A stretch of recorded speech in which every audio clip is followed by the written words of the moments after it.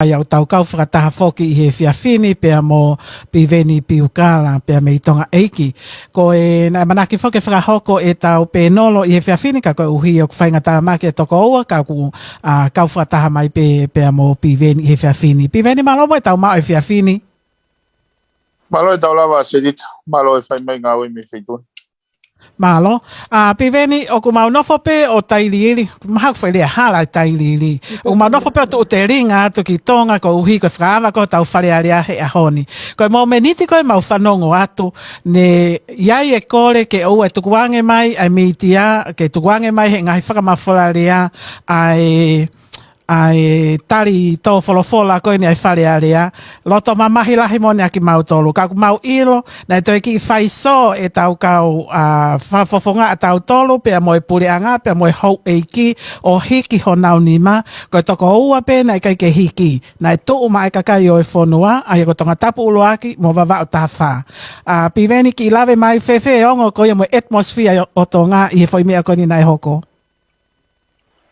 O tu yo tokoni au pito ai fai tutun ko ya pe ko hini ma ko ya I he whakamama I kakai moving forward.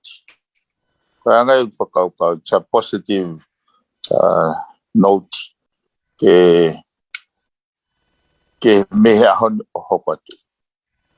Piveni, o positive whewhi a hiki ni makoni ke poupou ki he hou eiki no pere ke ta ofe mi tia me he whakamafola mai o draft koen ke tau wholofola ene awhi o. Ko hae ne positive ki ai he kumautuat mato mau ita mautolo hon ta ofi. Ko poini aga se ki taku ngahi ko ke tau toi hela hono whakamatala. O ko hanga pe he kau whafonga ti whai mai nau tolu ki he kakai. Mantu ko tau whiri eni.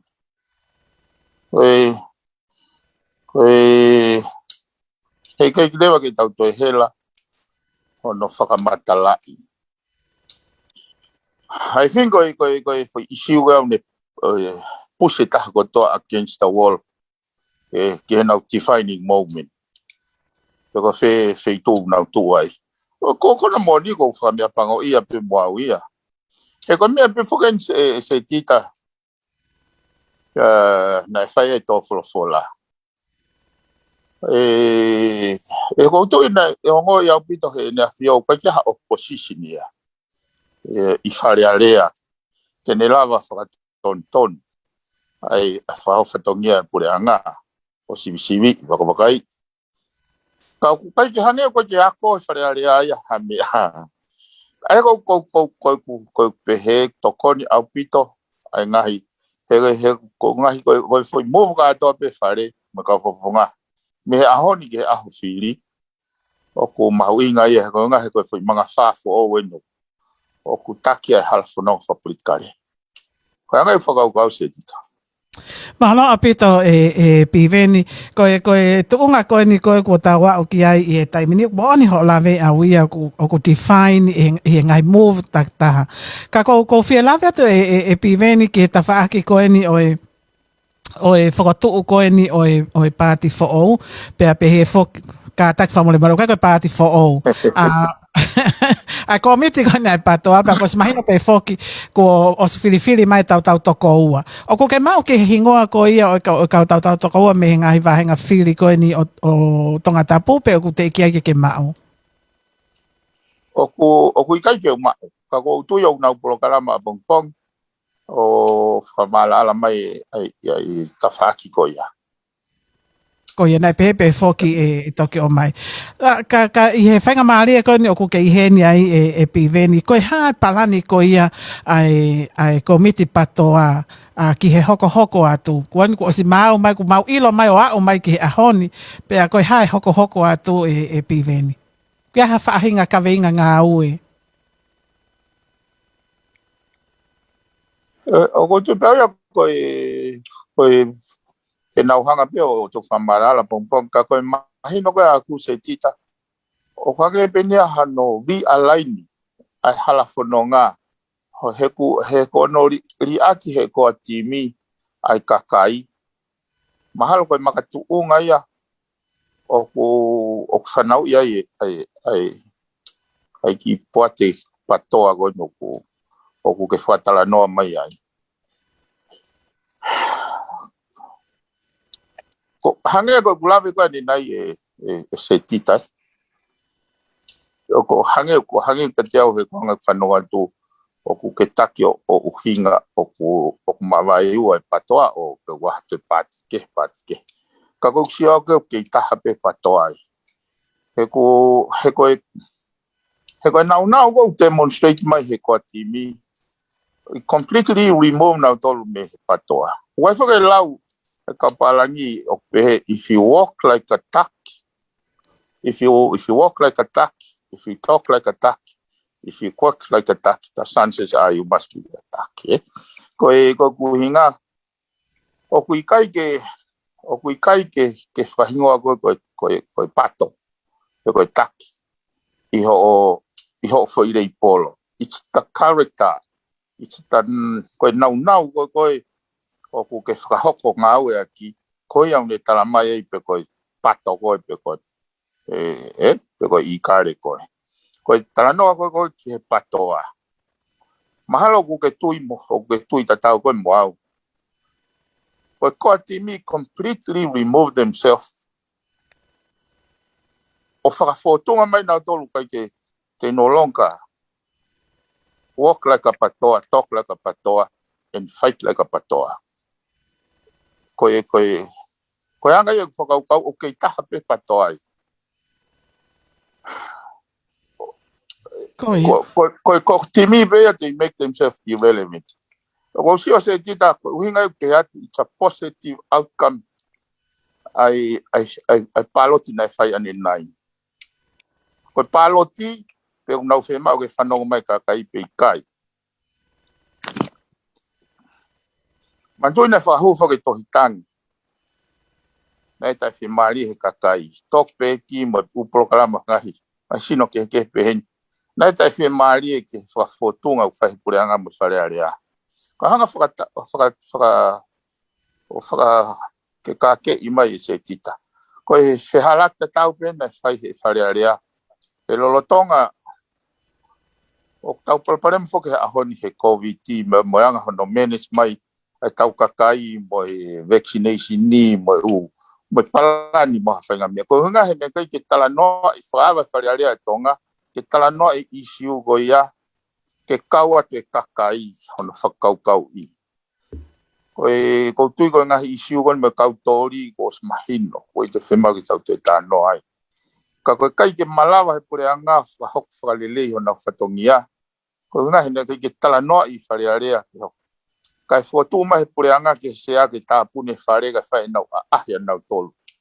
A ahi tanuhala koe a ahi I campaign. O tāpune a sai. Foi mea tatau nau tatau na tula tatau pepa moe. O se tō wholofola, nei kai amanaki hataha o ku hauhau e ne hawhio. Ka pauna ke whatonga I he wharearea, he kamata wharearea nei. Mari mata fia takotoa. Koe o se tō wholofola, ne mafuri whakafotunga taha kotoa. Iau se tita. Koe whai statement I nei whaihe ne hawhio nei. Na ne tāpuni aki e whai statement koe ni koe o tua motonga ko hokto whia. Koe se tita. Neo nai hanga e ne whio o mai ne mawhai. Ka koe ke uhinga ia ke tau te tawhoka tau toro pe hatu o koe ke hano mawhai ona was more mai whoaki. Ka paute ke o maha mea leri. Ke ungau e aki pa ke kore mai se tita ha aho pe ko ke whangata o ku pehe ke wate mea lere kua ho kau ngā mea ku wholau mai. Te au ta whoka tau pe hatu o smore whoaki. O kou te ualua whai ukai tonu mo whanga friend. Se rita, e sai pea ka koe ka pau nau pe hatu mo e mea lere ka taki kua ege urere whare mahako. Ave kine e ki. Koe pe hatu koe ege ualu whai ukai tonu. Ta luxury. Ai mea nau me ilala. He kounga ia ho whoaki mai mea lere. Ke whakafoka te mea lere ke ngā ue aki o ke whema. Kai te ke heia mo sei ata koe no mahi pure anga. Hai ni a whio tō wholofola mai ne tawhi maari. Kai fe mari pa ne ui mai ke kakai mau inga no fatongia. Pe atu he pure anga ia ke se fale ala ki tapun ka mau al ki baba o ka tonga mari. Mau to fok ma fok kau. Pakai ngatai lahi po ngai polo kalama na naure ai. Ange o fasisi ia. Ke o mai be e to fola o mai o lot au kai. Ke au ka pau kai ke ongo lelei. Ke kakai whanongo.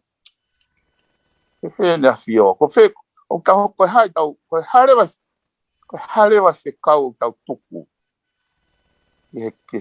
Ke waita papiriki. Ke whe, kona moni se dita. O kai, ko ngai taha, mahino me whafonga kauraki.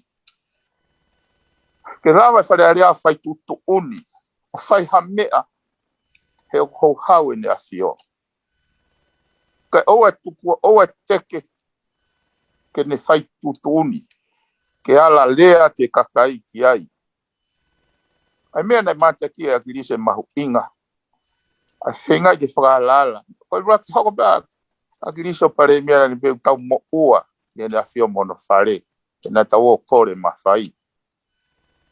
Ke tau whai to ton mo whai le rei tau ngā ue. Kon ko to fola mai ta mai mo tal mai mo mai o campaign mai whai to tonu. Kau kai ke asi mai whai to tonu. Kai ke mo whai ho mo whatongia. Sai ta foki mai he pāloti kon he mea. Nā ku amanaki e kehe. Kako nā fu o wale au pito. He whakaukau e kua ti mige nau alo hiki nima whakatahma pureanga. Mana tui ko excuse na nau o mai from day one of nau toko si.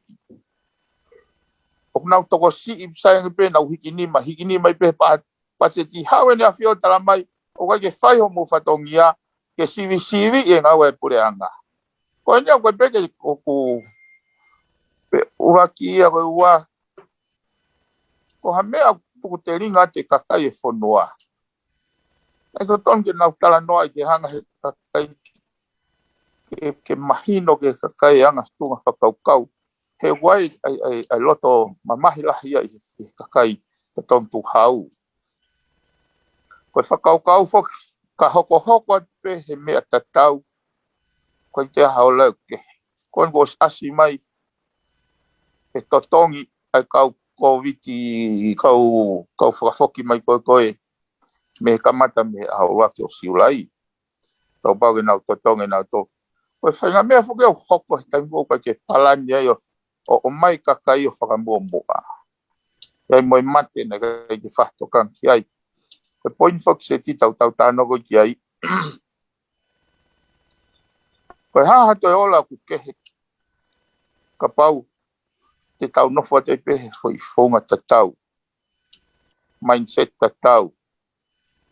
Koe patset koni ko whakahu mai ke ta unis e se ti tau toi te whesiti pe moia.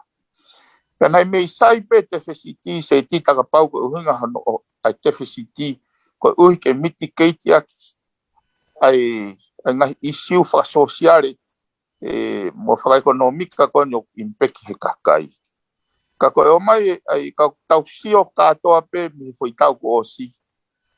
O maalunga nge mo mawahe makehe ange ke branko ni tanu hala. Ai ko tui ko mene na lave ai na fio. Ko talu ni tau rea mai aki e ia. Ke tau. Ai mahuinga ai ako mo ngai mea koe. O tala mai o whai pe ngau kai tau kai te hasirin. Ta kai ke e whai hangau kehe. Koe kai kau ke hasirin. Ko tui ko whakatupunga hau e nea fio. Ko tau ke he tau ko talat pe ko tau iwi.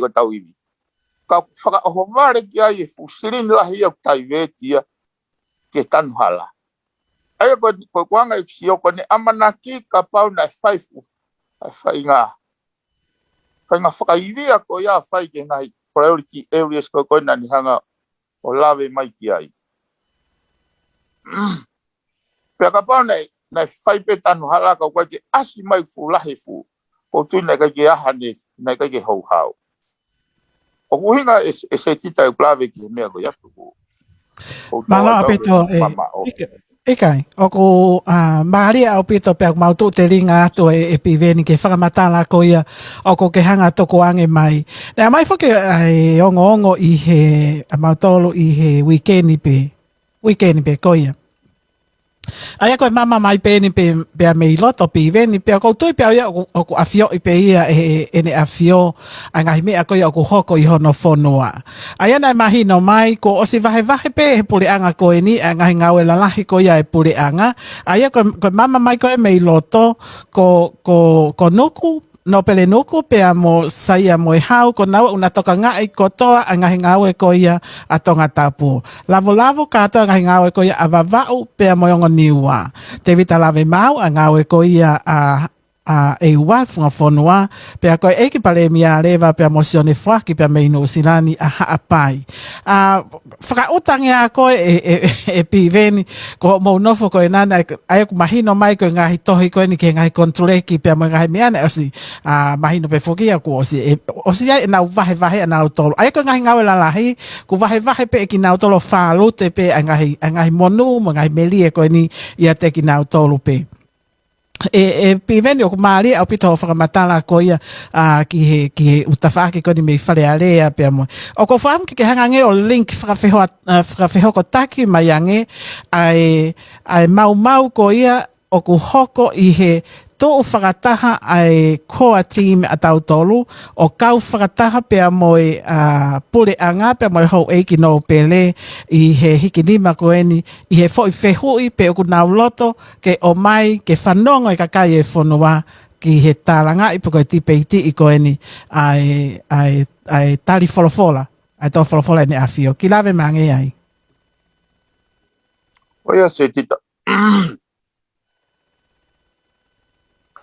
Wange ko glave ka ni nai ko mahino mai me he foi o hanga he foi tau pe ko hanga he foi ki ni ma ko ni o loka ai me na tau tok whanongo ai o nau pe o te gai ke mama fa fe unga te nau pe ko malolo a kirisia malolo ai pe mo fonga ko ia se tita oi mea ngawe a kiris kene tau ia ki ai corruption by fai hala for one hangi e whakamatala ko pehe o malolo pe a kiris me mea ngawe ko ia ko te wha corruption ia ka hanga whakafoki ke tō wholofola se tita maranga uksio ko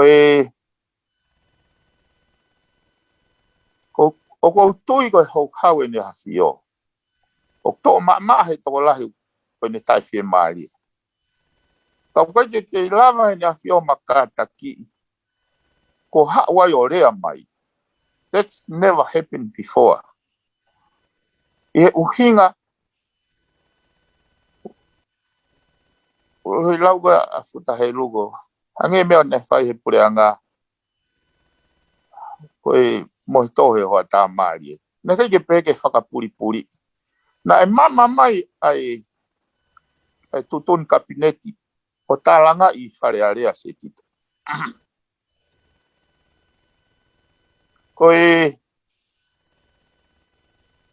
tutun kabineti ko e vahe koe na uke whanau uke tala noa mai ai se tita. Ai makamo. Ko e ua 5 miliona o ka manake vahe ko ia.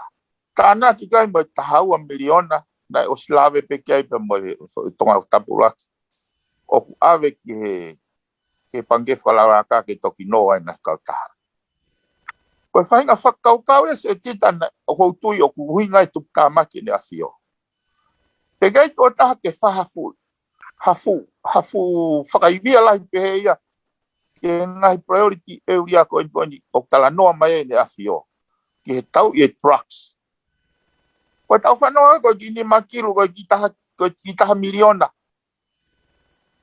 Kana i mei sai peas e tita kapau. Nai kai ke whakatonga i mahe ni awhio ko whai atu hano prioritize e tanu halaya. Ka tak pe ke te whakafokia. Koe koe tanu hala. Ai whakatau maka. Koe u kontroleki koe ni se tita koe whakatau maka. I he ase he u kontroleki. Koe whakatau. Koe mea kou lahi e mau ai ai panga tu hau e kakai i siu ko ini he ko kakai ke he o na fai tan mala kakai ke ko na fai provide pe maka he ko u kon pure ki ko ni na tala no sai tu tone ko ni su tone se tita ku ni mata ku sini ma kaya ha me fe ma e fare area ko pau ke whakakakato e minista o mai. Nai whehu ia ai u konflikt ko ni ke o mai. Koe mea nai whakakikihi he pureanga tala mai o tapu ia he confidentiality ai tutun kabineti. Se tita koe kumpalua ko ni sitoneu me tutu oni, koe kai ai rewa halao e konflikt e contradict ke ko ni sutone ku mate nala invoite ai lao ai maalunga ko ni sutone. Sai. Na malohe pure anga ia hono whakikihi ke o mai u konture ki loto. Ka koe tau sio koe ke system o whare area se tita. Mana tui koe sea koe ni koe sea na whiri he pure anga koe ni o akirisi. Na kai ke whiri he pure anga koe ni. O tutoni he kupu ono taha kupsi tolu.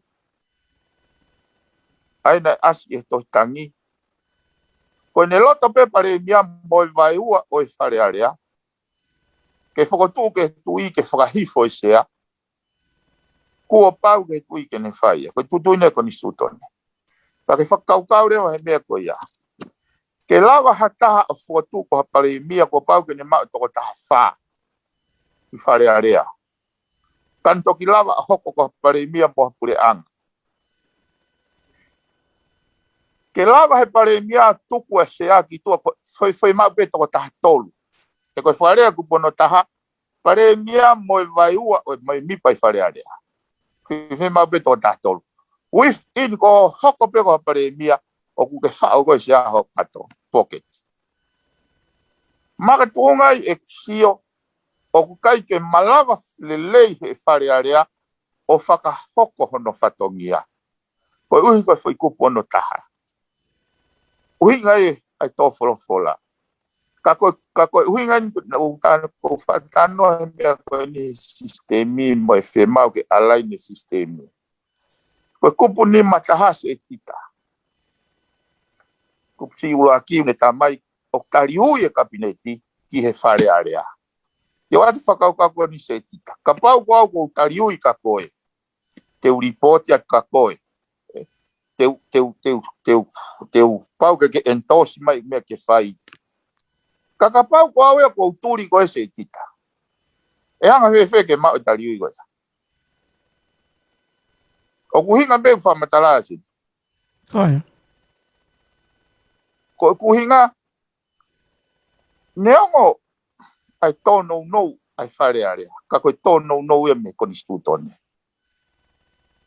Ka ko fia au ia hono o mai he tue mea koe ni he na usi whaatala no au he mea koe ni. Fe kau aku me lao e o no, fe kau aku me fe pakpak ai koni stutone he liriu fo au koe ni. He ikai ke tau lava o mai haola kehe. O hange ko whalau he kai ke tau tō e maniok. Ka tau o koe utu ufi. Koe tau o utu na mau hawhi ufi. Ka pau he kai ke liriu e koni stutone mo e system ngā ua e whare e se tita. Hei kai toi mawahe tō wholofola ia me fui tō wholofola koe. Loko wha malo e ulawa e na whio hao tala no whakatonu mai. He koe tawanga pe whoki he tō wholofola. O ko hai whaluti mai pe whatupulangi pe i olunga. Ka alat pe tari e whatupulangi at mai i olunga. E tok tala rewa e toki ilo pe hea. E he wange rewa kakaiku. Avare rewa ia o koe ke nau na topo ka whe mea koe uhinga mai ki ai e na whio pa ka whe mea uhinga te whare area. Ta koe anga ia tau ngāo hi e se. Ta ngai ko pui koni sultan broa nau lau atu moi en moa e. Ka talata mata vai e se tita na ke lawe whako pēga hamene ke lawe e kau whafofonga. Koe lau maari e na uhinga no vai iki tau tolo. Ke tau whihia pēta to he tau momo ma tala no he tau momo fusi mai mo tau momo ki whare area. Aingo tau whanongo ai. Tau whanongo e whare la langa koe tanu e ki pothole e nau wahe ngā. Whanki mea pehe. Kai ia hata hai no fo. Me ko tokanga mai ni afio falufua. Ko mata vai ia ko ni stutone se tita pe ko sistem ngawe. Na fai teu ki o ki hopo kele ko ngawe ki ai. Pa mau alu mai ospa mau tangi o ko teu na fai tohi ke sekretari tui ke lava ki appointment ke tui. O koe whaako mai ko protokolo ko ke pe. Koe foi sikalam whakaos ko te kei ko tohi tangi. E ko tohi tangi pe lava o wai toton whakonisi tone ai. Ka koe e kungau e ko ki ai nau whoki o lau ai ngahi historia mo ngahi whamatala whikawaka mo tupo uraka mo konisi tone. Te kono hinga o mai whakau loloto e whikawaka mo kere. Na wa mai ai ke malanga tupu atupo uraki. Se tita ko foki mai kose kulau me ko ani afko fanongo ko kosko kulau ko fakau ko ke closing he ene afio ai ne to flofola ko o tua motonga ko tofia ko ne fisi ia mai he kau fa fofonga pa mai tau ki au ko lau ko ai to flofola ko tu poulaki e fitu ni ma. Ko foi statement go o kai ton ke tuk no he fale ale. Ko ene pehe mai ia ko ne ko kiao ne ka o tuita te veveo se tit o ko ha ne afio. Pe ko tuia ka pau e ao ne afio ne o ne tizo e fale ale. He within ne mafai fakonisi done. O kui kai ke whakahalaki ia. He kune o mai makatuunga. Mana tui ko tiso ko he wasta fitu. Ko ermeniti nai feila iko ermeniti ko kai ke makatuunga. E nai neongo katoa ke whakalao pe whakonisi tone. Ka mua mau pe makatuunga li lei. Koe kuonga ia o kalaisi nai. Nai nofo e kau sātu si mo lao. Mo ngai mea peke kola ake kakai. Nai hawa kalaisi pa mo mama. Mo makatuunga o hinga lelei. Ko o whawhelave ia ki hene pehe. Nai kai kene hanga liri o lao sapate. Kai kene hanga e tala mai kowe lao. Tau he sapate ke tap. Kana ne tamai wai ki foi ere meniti. Oi. Ata mai lelei. O hinga lelei. Katoha o sipi. I halua a sapate. Koe whakakaukau koe ni. Se tita ke. Koe ni kone o mai ne makatuunga. Pane to tonu ke o ate whafotunga. O kai ha ongo vi mos. Ke maka. Ke ne hanga whakawhie maari e koe. Hau hau e hau. O kai o kulahange whakau se tita estizo e wharearea. Kai eu koe. That's my gut feeling. Pea kapau te ne tiso whakatonu ia e katoa e se tita. He koe mea nane, he aki mai he ne tō wholofola. Fo mea pēna i lohe ware moi poto. Nā kei ke pehe ia ko hatoki mea ke toki rea mai e ne afio. Kana e sio mai ne afio o kai rea, ai ka whafofonga, o kai ke rea, ai wharea rea, kai whai te liha pepure anga. Ko hinga e ne ui ke kakai. Ka hutu iau e tokoni lahi au pito ka aha tutune na afio. Ai ki mea ko na urere mai ane nai e se tita hai ki ongongo update mai me osi ai whare. Ko nau mau mo nau tohi tari ke o ke tari ke. Pea alo e pare mea mo se a whare area o whakahok. Kau kapune whare ea whanonong. Kai orewa ke mahino mai me tui po whetai o whiesio mai ai ke o mataki koe. Ko hinga ko fia au pito he nau fai foi fe halaki o ni se ke nau tu wa mo ha fa matar ko mau ko tari fola ko ni ko ke mo fa nga tari fola ne fai ki mo ko me go pe ta to kanga fa ale a hon na to tonu ke nau hanga o mata he ko ha talo tu historia ko to fu ho ko ni me pen. Na jodon ke na hanga ave langlang itu i ke malunga ake hano whakapapa ia. Ko ko fa poli e se tita ko foi ulu pe peleti. O ave ke ha ho ha tu. Ka ko tau e a sisu he kolosi ha ko mama ko to fa fisi pe ke wat. Ka uhi na o pai ke na lava. O ma lo tau te ko ya e se tita. Ka ai ha dissolve fa rea. Ko fa ton ya e nafio. Na e fa amuya a mautol na mau ave to la ai to tang. Ke fai he wharearea ha mea o e tuange nea whioke ke fai tu tōni. Ko uhi ko lahi e pērau e kakai gai ke ngeia ia ni. Ko osi mōre hono ngeia he ne hao rea mai tala mai. Ko mou to'o ai sirini ko ave ki he, to'o ai sirini ko ave ki he. Ai fu mea pēna ne osio mai na to tonu ke lava pe he kauwhafufunga o rea aki. Kana i kai ke pehe. Koia. E piveni o ko fiatataki mai e tala noa, koe take i nofo pe i he tō wholofola, pa ko ke maari au pita ngai whakakaukau. Koe hui ko koe ko ho lava mai, pe a mei he komiti ko ia ai patoa.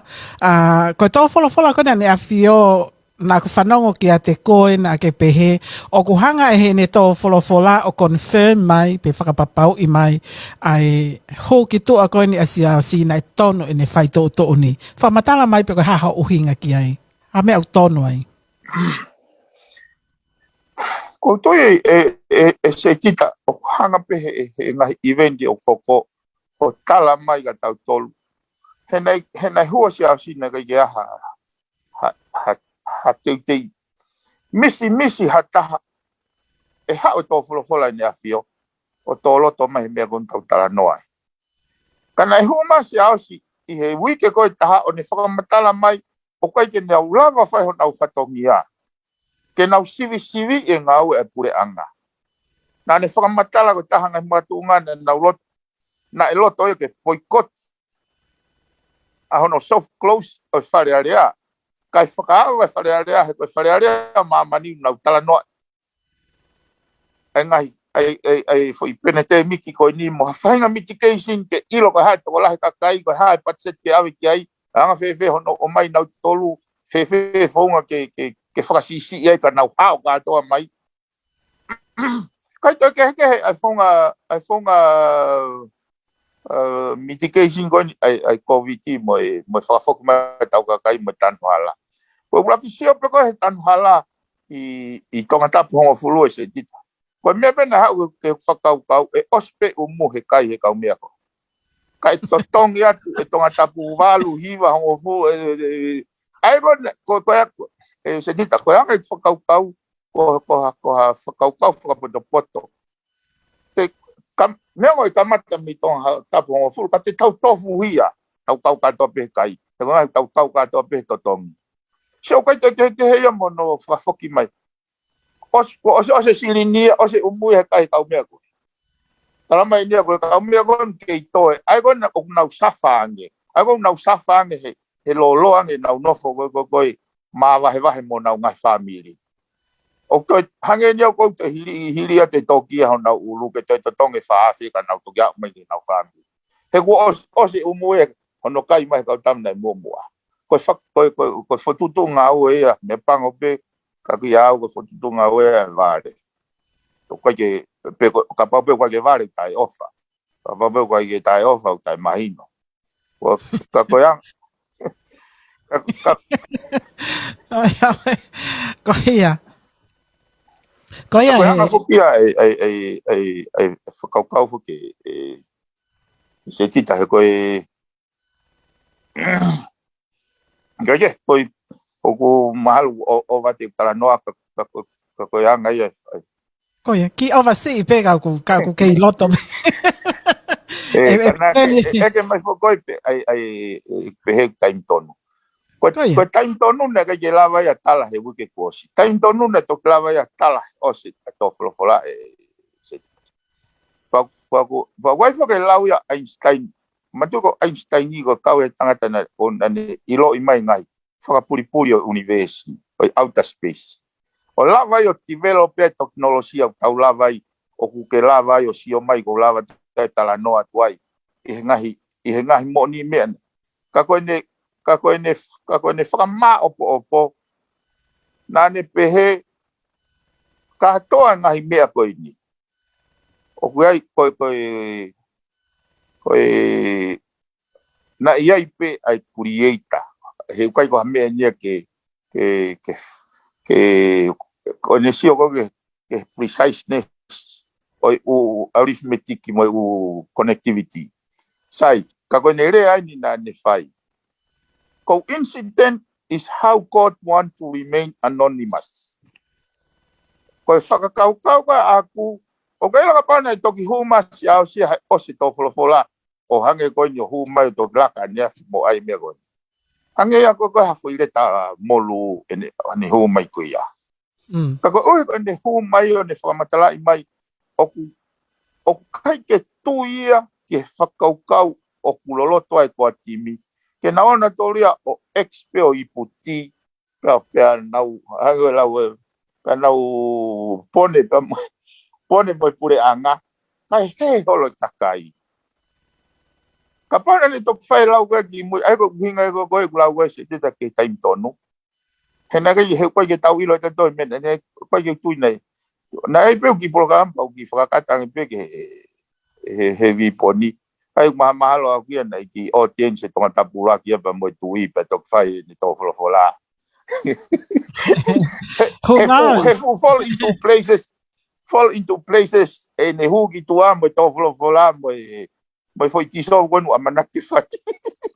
I get a tau ilo ki ai, but who knows? I get a piveni pe mo ana, ka tō whaka he taimi ni. Mate toko tahai no silani piveni i he kautori. Ka koe mate koe ni, na esu woni ho mau pure anga, ai pure anga mau toro piveni ke whahanga au e ke whetukutuku ato ho ai kau tonga koe o stranded i Molini. Pia kau ai kau tonga koe i Nusilani. Koe toko whitu awhi na e talamai koe ni e pure anga tonga, na e kamata hono talamai i e peleli ko toko ni mawhi o stranded overseas.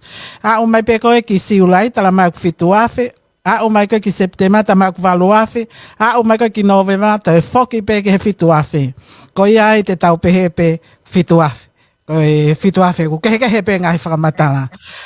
Aia mate a te toko taha mei heni. Mate toko ua pe mei intia te ka ke whakafoki mai. Ka maloena ko o mai toi ngā. Ko e ni ihi pia mei Piritania kawa e pona le soni pia mo ni ihi ko ia. O ko nau fiu whenga atu maha ko wha emaili e ni te au tupu. O ko atu ki tonga mo i kai peke iaha mi a yes soloma. Ko e nofo ko ia o amanaki ke wholau mai pia mei i Piritania ki no usilani ke kolontini no usilani. Ka ku fie mao mai a ngahi mea pia mei he ofisi ko ia o Meidek. Ka ku hange ko ni i kai ke lava o mai. Pa ku hanga he ki tamasi ko ni o mai ke he meiti a ene ngahi u emaili whakataha pia mo ngahi tae mahino ko ni. Ko ki mea pe e pule anga ko ia pe wakai ange piveni pe te mau lava. Ihe polo kalama ko ni ko korea tai pia wai ke te koe pe lava ke whaiata whatala noa ki ai. Ko ki mea pia uwhie mau he toko taha ko ni ko haki i tohi pia me ihe pole anga tonga o talamai o ko kau i he lisi ko ia ke whakafoki atu i ha waka i sune. Ko ene waka o whakafoki heni o kolontini i heni i he aho e tawha. Pia uwhie mau pole anga no silani ke toki issue ene visa ko pau ke maha tohi pia me i tonga o talamai ko e toko taha ko ni e whakafoki ki tonga in such a date. Ka ku te kai ke o mai e fo i mea ko ia. Pea koe whetohi ake ko ia, ku mea te au e fo i whetohi ake ko ia. O kai ke ilo e au ia pi veni. Pea koe hahono fo whainga taa ke mahino i e fo i mea ko e ni. Ko ia, tānaka tu mo ia ki he lisi. O ku te kau foki ai pea mo ni ihi, pea mei Amerika, pea toi kau ai pea mo ni ihi, pea mei no Silani, o ku kei kau ai mo au. I he whenga koe ke foki atu ki tonga, kau te ki ai ke lava, te ki ai ke lava ha whaahinga a lea ia ke whakafoki atu ki mautoro. Nā mautoki lawe i hifo ai mea ai minesta mo ui i he ahoni, o talamai ai o ne pehe e ikai ke iaha waka ia e tātāpune waka ia koe hono uhinga ke malo i pea tonga me he COVID-19.